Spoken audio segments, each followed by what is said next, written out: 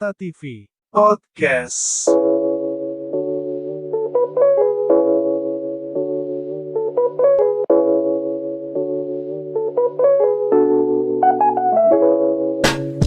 Assalamualaikum warahmatullahi wabarakatuh. Ketemu lagi dengan saya Bayu di Permata TV Channel dalam acara Permata TV Podcast. Kali ini kita akan membahas tentang bagaimana perkembangan sepak bola Sumatera Utara saat ini. Dan pada kesempatan kali ini telah hadir di tengah-tengah kita seseorang yang luar biasa. Beliau mantan pemain sepak bola PSMS Medan. Beliau juga pernah menjadi manajer PSMS Medan pada periode 2008 sampai 2012, dan saat ini beliau adalah owner dari salah satu klub peserta Liga 3 Medan Soccer. Langsung saja saya perkenalkan Bung Beni Tomasowa. Selamat pagi, Bung. Pagi Mas Bayu, terima kasih dari dunia. Sepertinya sangat segar sekali hari ini, Bung Beni. Yes. Penampilannya jauh berbeda. Pada kesempatan kali ini, Bung Beni, ada beberapa hal tentang perkembangan sepak bola Sumatera Utara yang saat ini kita amati bersama. Sepertinya mengalami penurunan tingkat prestasi, Bung Beni. Kita lihat kemarin di PON kita juga gagal di tingkat klub level Liga 1 atau Liga Utama, kita tidak bisa berada di sana. Kira-kira apa masalah yang dihadapi? Ya, makasih sebelum Saudara Bayu ya. Terima kasih buat Permata TV. Ya, pertama-tama memang kita sadari bahwasannya sama kita ketahui sepak bola Sumut adalah barometer sepak bola di nasional ya selama ini. Baik itu di Sumutnya maupun di PSMS sendiri. Karena barometer sepak bola Sumut ini kan PSMS ya. Benar. Nah, kalau kita kembali menyangkut sepak bola Sumatera Utara, saya pikir kita di PON aja yang kurang beruntung. Udah berapa tahun kita nggak pernah lagi meraih prestasi yang terbaik di PON. Benar. Nah, tentu itu banyak faktor ya, banyak faktor yang pengaruh itu. Karena kalau kita lihat sekarang banyak pemain-pemain yang ada di Sumatera Utara ini mainnya di luar Sumatera Utara. Nah, ini harus dicari tahu apa masalah penyebabnya. Tapi memang itulah salah satu daripada era sepak bola modern. Kalau dulu kan orang Medan Sumut harus main di Medan. Jadi Sumut, sekarang tentu bisa juga. Nah, tentu itu tinggal harus dipikirkan lah oleh ya petinggi-petinggi sepak bola di Sumatera Utara lah, khususnya Sumatera Utara. Bagaimana kalau kita cerita sepak bola Sumut, berarti barometernya PON ya PON ke depan ini apalagi kita tuan rumah, tentu ini harus dipersiapkan dari sekarang, karena ini tinggal 3 atau 2 tahun lagi kan, 3 tahun lagi. Betul. Ini yang harus dipersiapkan dari sekarang. Saya yakinlah dengan kembali terpilihnya Bang Kodrat ini memimpin Sumatera Utara, saya pikir beliau pasti tahu tentang hal itu, dan beliau juga saya yakin akan menarget membuat yang terbaik untuk dibicarakan tim PON Sumatera Utara walaupun kita bersama. Nah, jadi mungkin itu saja sementara bisa sampaikan. Kalau saya lihat juga ya saya syukur juga dari Sumut ini ada 2 Liga 3 yang masuk ke Liga 3 masuk Liga 2. Tentu ini kan level 2 Utara ya. Iya. Jadi kalau kita bilang juga ya sedikitnya tertutupi lah dengan adanya 2 konsisten sepak bola Liga 3 naik Liga 2 ini kan harus diapresiasi juga gitu. Iya. Dari kacamata Bung Beni, persepak bolaan di Sumatera Utara yang dibilang lesu tidak lesu, tapi minim prestasi itu tadi mungkin karena beberapa faktor. Apakah faktor pembinaan itu juga menjadi masalah, Bung Beni, untuk perkembangan sepak bola Sumatera Utara, Bung Beni? Ya, namanya sepak bola itu kan awalnya itu kan di pembinaan usia dini. Nah, pembinaan usia dini ini yang harus kita amati benar supaya dikasih wadah. Kita mau lihat ya, sekarang ini kalau nggak salah, saya lupa namanya, ada beberapa pemain sepak bola muda Sumut ini mainnya di Jawa. Main di Jawa. Kenapa? Ketika mereka setelah SSB, tamat SSB sini, 17 ke habis junior, 17 mau ke 19 itu kan kosong kesempatan negara. Mereka masuk di akademi di Jawa. Orang tuanya berani bayar itu, Pak. Berani bayar. Ada 1,5 juta. Nah, nanti dijamin anak itu Liga 3 masuk ke Liga 2 atau Liga 1. Ternyata benar. Ini ada. Nah, jadi ini yang harus kita bagaimana menjembati mereka supaya mereka jangan keluar ke Jawa dulu. Nah, tentunya harus ada wadah buat mereka. Jadi mengharapkan klub-klub dan akademi itu juga harus bikin mereka.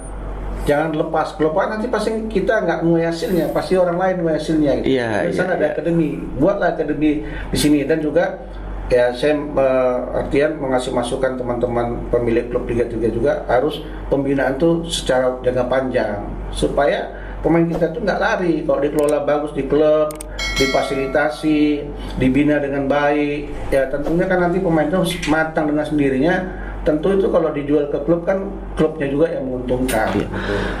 Dari pernyataan Bung Beni perihal pemain-pemain muda yang harus hijrah atau merantau ke Pulau Jawa dikarenakan mungkin tidak adanya wadah. Iya. Bung, tidak adanya wadah. Apakah tidak ada dari stakeholder sepak bola di Sumatera Utara ini untuk memikirkan hal tersebut, Bung? Misalnya membuat akademi selevel yang standar atau bagaimana gitu, Bung? Sebetulnya kalau saya dengar-dengar dari teman-teman akademi itu sebetulnya ada dibuat di sini, ada beberapa teman-teman membentuk akademi. Nah tapi itu kan harus lebih apa ya?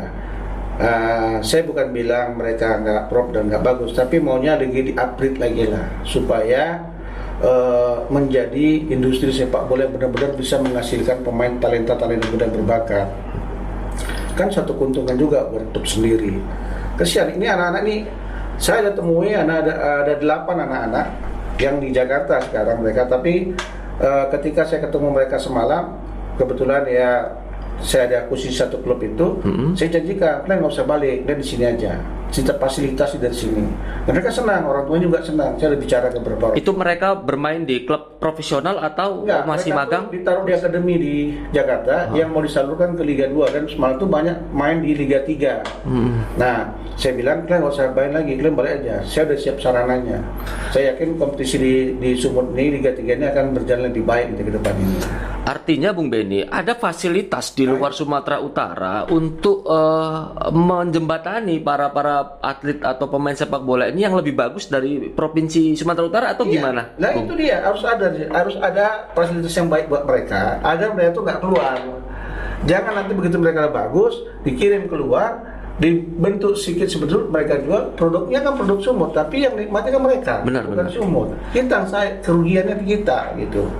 Artinya Bung, kalau dalam sisi industri sepak bola itu tidak menjadi masalah kan Bung, Iya. ketika pemain kita itu Iya. bisa keluar dari sarangnya atau dari kampungnya. Tapi yang perlu kita teliti lagi atau kita perlu cermati lagi di Sumatera Utara khususnya itu ada PPLP, Bung Ben.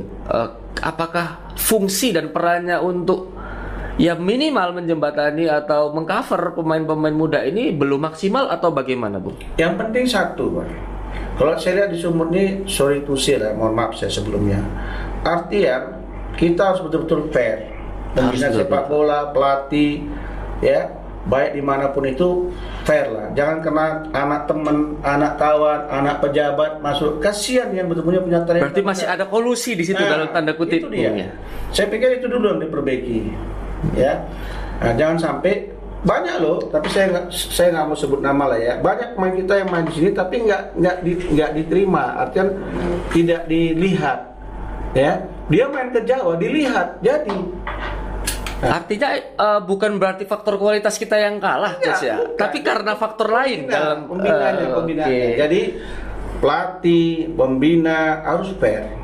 Kalau anak itu baik, kalau enggak. Jangan kena anak kawan nih, tolong lah, itu repot kan. Iya. Nah, itu juga yang menghambat salah satu prestasi kita kalau menurut saya. Itu yang harus dibenahi. Bung Beni, dalam beberapa waktu belakangan terdengar Bung Beni mencalonkan sebagai pengurus asosiasi tingkat provinsi, dan ada hal yang menyatakan Anda dinyatakan tidak lolos verifikasi. Ada apa dengan sepak bola Sumatera Utara, Bung? Oh iya, jadi saya semalam itu karena saya dibesarkan di Sumatera Utara, saya coba memberi waktu saya untuk sepak bola di Sumatera Utara ini.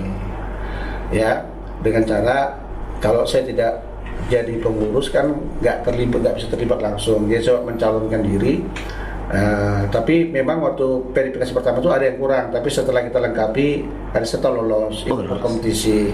Ya dalam suatu pertandingan kompetisi di seri olahragawan.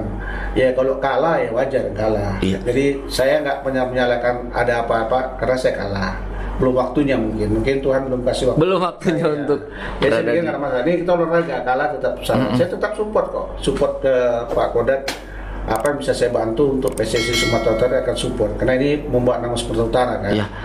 Dalam artian kecil, Asosiasi Sepak Bola Provinsi Sumatera Utara atau ASPROP itu adalah bagian organisasi tertinggi sepak bola di Sumatera Utara.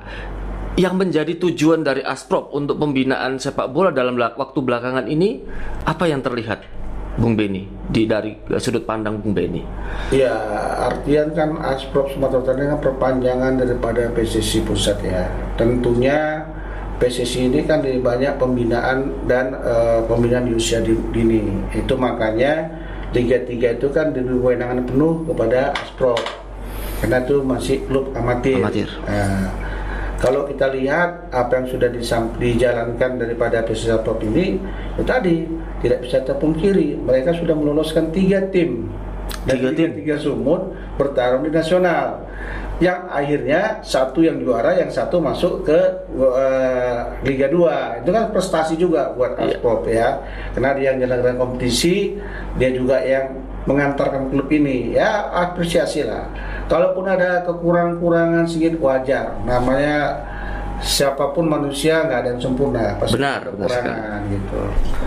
Bung Beni, dari riwayat atau kurikulum vitae Bung Beni itu saya menganggapnya luar biasa. Dari mantan pemain PSMS Medan sampai menjabat manajer PSMS Medan pada periode 2008 sampai 2012. Yang ingin saya tanyakan Bung Beni, PSMS Medan, riwayatmu kini, histori luar biasa, tapi belakangan level kita hanya level 2. Ya, jadi sebetulnya klub sebesar PSMS ini levelnya tidak pada posisi di level. Yes. Ya saya kalau tahun semalam itu mungkin kurang keberuntungan ya. Kita udah masuk di 8 besar, kita kurang keberuntungan saja. Ya artian ini kan menjadi cambuk buat semua stakeholder dan juga kita. Apalagi saya ini kan dibesarkan di PSMS Medan. Kalau dipotong darahnya hijau. Iya benar. Tentulah kita mensupport. Buat saya siapapun yang duduk di sana, saya support. Ya. Nah, ini kan saya kan sudah pernah di sana. Sudah 3 tahun kan harus bergantian. Jangan kita aja kan kasih kesempatan yang lain-lain agar bisa membawa prestasi yang lebih baik lagi. Apakah pengaruh pergantian manajemen itu juga berdampak, Coach, Bung Ben, dari sisi prestasi PSMS Medan sampai dengan saat ini? Oh iya pasti. Jadi seperti ini, manajemen itu memegang peran penting dalam suatu organisasi ya. Apalagi era sekarang era industri. Jadi ngurus sepak bola sekelas PSMS itu harus seperti mengurus perusahaan besar. Nah, perusahaan besar itu kan harus jelas. Apalagi kita ini kan profesional ya, yang kita menjual klub itu. PSMS itu punya nama besar. Pasti benar. Gampang jualnya PSMS gampang. Ini. Ya. Artian kalau kita buat satu dikemas dengan yang baik, organisasi struktur yang baik, dengan dibungkus dengan marketing yang bagus, saya pikir sponsor, investor bisa datang. Pasti akan datang. Asal dikelola baik. Makanya saya berharapnya itu sebetulnya banyaklah saya pikir pengusaha muda, anak-anak muda yang punya usaha yang bagus-bagus, dilibatkan mereka bisa membantu kan. Sama kita lihat macam Persib Bandung. Saya semalam ada ke Bali, ya wajar Bali itu juara dengan didukung manajemen yang kuat, dengan finansial yang kuat.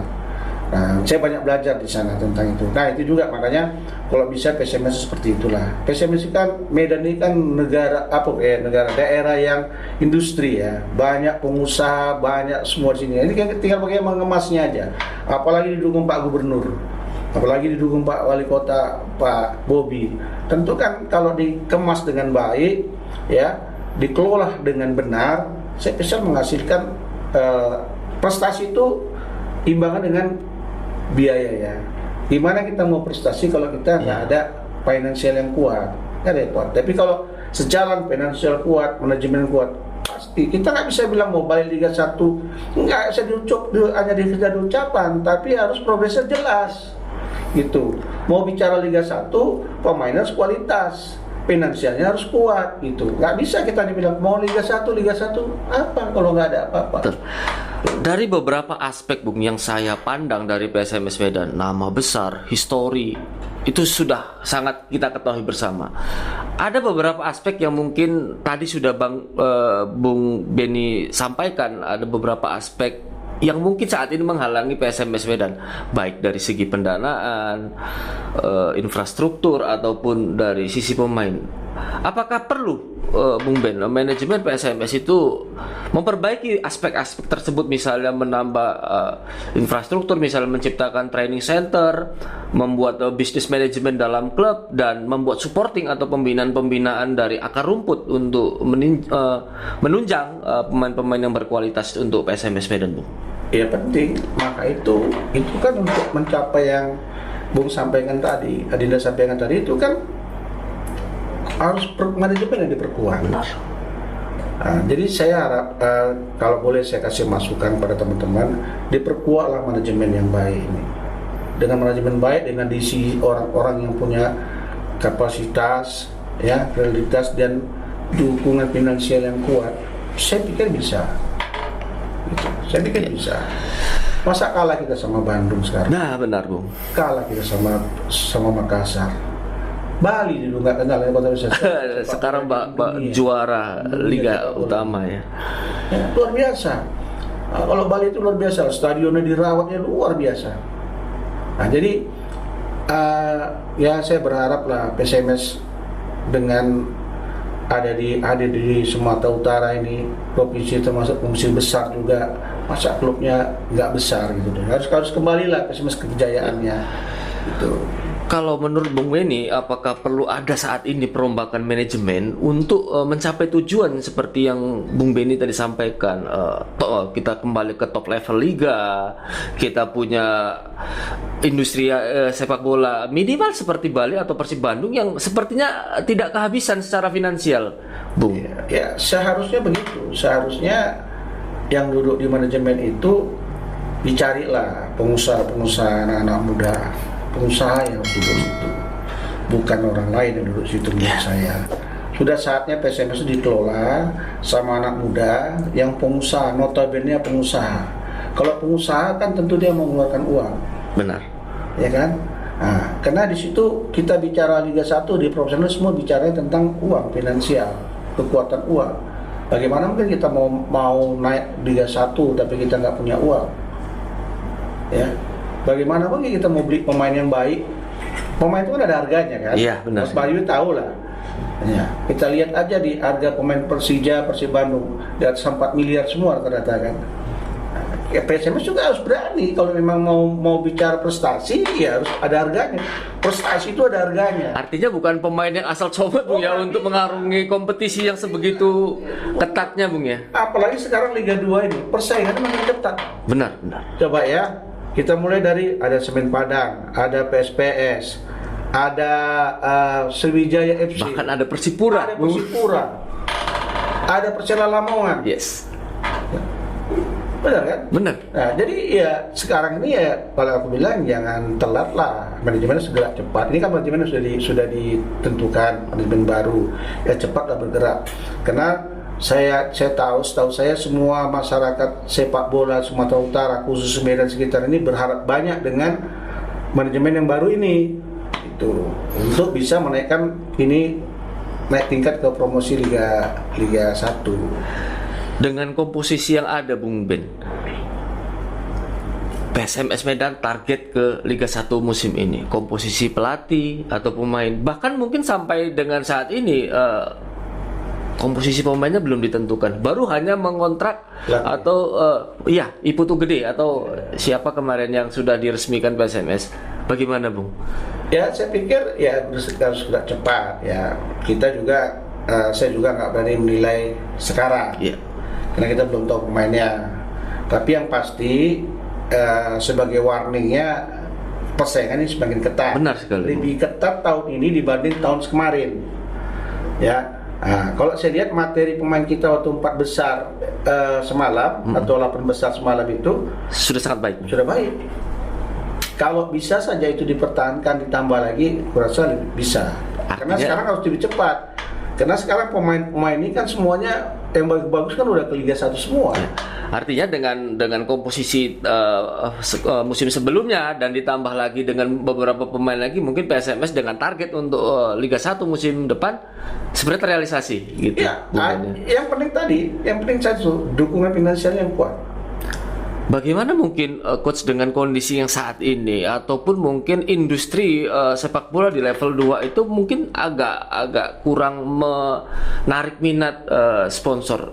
Bagaimana PSMS menyikapinya, coach? Saya pikir enggak lah. PSMS itu punya nama besar. Ya, punya nama besar, sejarah sepak bola Indonesia baik. Tinggal dikelola saja dengan baik, saya pikir investor akan datang. Apalagi ada pembina Pak Gubernur, ada Pak Wali Kota di situ yang siap support ya. Masa nggak bisa support sih? Situ banyak. Iya. Tapi itu tadi saya bilang tadi, makanya carilah anak-anak muda pengusaha. Sekarang ini anak-anak pengusaha ini kan lagi didominasi sama anak-anak muda. Anak-anak muda itu kan banyak di Kadin itu.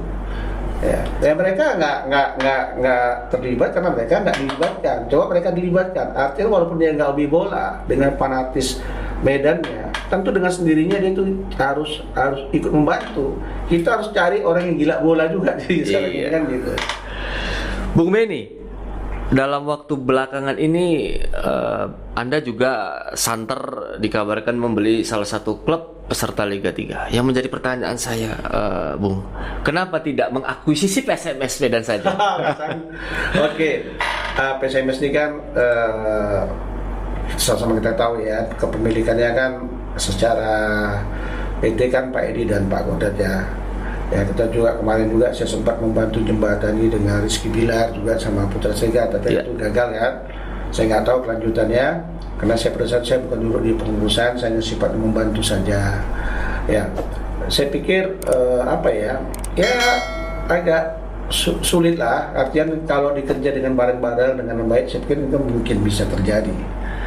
Artinya ketika Bung Benny sebagai mantan pemain, mantan manajer, ketika misal jadi mengakuisisi PSMS, Bung Benny punya keleluasan penuh dong untuk memanage, mengcreate gimana PSMS itu ke depannya. Namun Bung Benny malah mengalihkan ke klub lain, Bung. Ya, saya kan boleh dikatakan belum sanggup lah mengakuisisi klub sebesar PSMS ini kan gitu. Kecuali di belakang saya ada nanti baru lain. Oh gitu Bung Benny ya. Ini kan saya akuisisi klub ini kan artinya juga saya ingin berbuat untuk sepak bola khusus Sumatera Utara. Karena saya pernah bisa begini, bersyukur bisa seperti ini, dibesarkan dari sepak bola. Jadi dengan demikian saya apa yang harus saya perbuat? Saya berpikir, ada klub teman saya, ya saya coba bicara, saya akuisisi. Memang ini klub amatir, tapi akan saya kelola secara profesional. Ya syukur, ya dengan apa yang saya buat ada sambutan, ya syukur. Klub Liga 3 Sumatera Utara ini ada investor yang masuk, kan? Dari saya berpikir dari hitung-hitung karena saya sekarang udah fokus ke bisnis kan. Jadi saya sepak bola ini kan sudah berubah eranya jadi industri. Jadi saya coba nih, saya kemas ini. Ya ternyata memang bisa. Ya syukur-syukurlah. Ya mudah-mudahan apa yang niat baik saya di Medan Soccer ini bisa membantu talenta-talenta muda sepak bola yang ada di Sumatera Utara ini sehingga bisa menghasilkan anak Medan yang berprestasi lah nanti. Perihal akuisisi, Bung Benny. Bung Benny Tomasoa mengakuisisi Medan Soccer. Apakah bisa diketahui nilai akuisisinya, Bung Ben? Ini sepertinya untuk nilai akuisisi sebuah klub-klub Indonesia, bahkan kontrak pemain di Indonesia masih sangat tabu, Bung Ben. Apakah nilai akuisisi Bung Ben ke Medan Soccer nilainya bisa dipublikasikan? Ya, salah satunya kan gini ya. Artinya akuisisi itu kan untuk mengangkat marwah daripada klub Liga 3 yang Sumatera Utara ini ya. Kalau Liga 1 itu kan udah pasti pasarnya artis semua kan. macam Pak Rapi, Hatta, ya kan, Liga 2 ini. Saya coba mengangkat Liga 3 ini, ya kan. Makanya saya akuisisi. Kayak bicara akuisisi berarti kan ada ganti rugi kita. Benar. Nah, jadi supaya ini menaikkan semarak, Pak. Artinya ini menaikkan derajat daripada Liga 3 ini. Makanya ya teman-teman tuh banyak kreatif, ya kebetulan saya banyak teman-teman, ya banyak teman yang support, ya inilah ya saya syukuri dapat lah. Tapi kalau soal harga sih saya pikir gak enak lah. Masih off the record, Pak. Karena ini banyak proses kan gitu. Banyak proses. Memang ini klub amatir, tetapi ini saya kelola secara profesional. Tentu saya harus bikin badan usaha, ya. Saya harus buat infrastruktur, fasilitas lapangan. Nah, saya akan gandeng semua teman-teman, pihak-pihak lain, teman-teman, untuk dia bisa sebagai sponsorship atau bisa juga mau masuk investor. Ya, saya sudah banyak berbicara teman-teman. Ya, mudah-mudahan aja habis Lebaran ini semua berjalan dengan yang sesuai saya harapkan. Bung Benny juga terkenal dekat dengan CEO Brisbane Roar, Bapak Rahim Sukasa. Apakah benar Bapak Rahim Sukasa ada di balik pengakuisisian Medan Soccer, Bung Ben? Ya, memang itu pertanyaan yang selalu saya dapatkan setelah saya akuisisi Medan Soccer ini. Ya, itu tadi RS itu adalah sahabat saya, ya, abang senior saya. Jadi saya hubungan baik mulai dari saya dulu. Saya kenal waktu habis dari PSMS itu sempat main di Pelita. Iya, Pelita. Tapi pada saat itu Pelita pertama saya ditaruh di Lampung. Ya, situlah saya ketemu sama Pak Rahim tuh. Sampai sekarang hubungan kami dengan sangat baik. Sangat dekat lah. Jadi artian beliau support saya. Dia kaget juga, oh dia beli klub, support juga. Jadi dia support saya lah. Jadi support, ya dia juga banyak teman, ya kan. Jadi membantu kita lah. Proses untuk Medan Soccer, target Bung Benny sebagai owner atau pemilik klub untuk berada atau mentas di level tertinggi berapa tahun, Bung Ben? Ya, saya kan berjalan karena saya kan dari sepak bola. Jadi membina sepak bola itu kan nggak bisa instan, ya. Saya juga sebagai pelaku sepak bola akan memberikan contoh baik kepada semua insan sepak bola. Saya nggak mau mengangkat klub ini dengan segala cara, saya nggak mau. Saya mau pembinaan yang baik. Saya yakin dan percaya kalau pembinaan yang baik, dengan pemain yang baik, dengan saya bilang dukungan finansial yang baik, itu pasti bisa. Terakhir, Bung Ben, apa pesan-pesan Bung Ben untuk sepak bola atau pencinta sepak bola Sumatera Utara? Ya, kalau saya pikir namanya pencinta sepak bola itu, apalagi khususnya PSMS ya kita harus support lah siapapun yang duduk di situ, siapapun yang mengendalikan PSMS harus kita support. Begitu juga dengan saya, juga teman-teman saya juga, saya harus support. Buat saya secara pribadi, apa yang bisa saya lakukan, saya lakukan, walaupun saya tidak ada di dalam. Saya akan support karena saya dibesarkan dari PSMS. Saya tidak akan pernah lupa itu.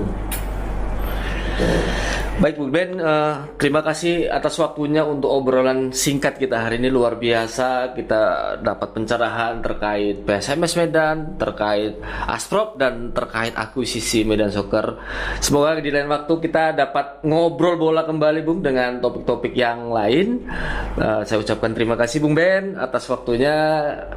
Kita akan ketemu nanti di edisi berikutnya. Oke, saya juga mengucapkan terima kasih buat Mas Bayu dan Permata TV ya.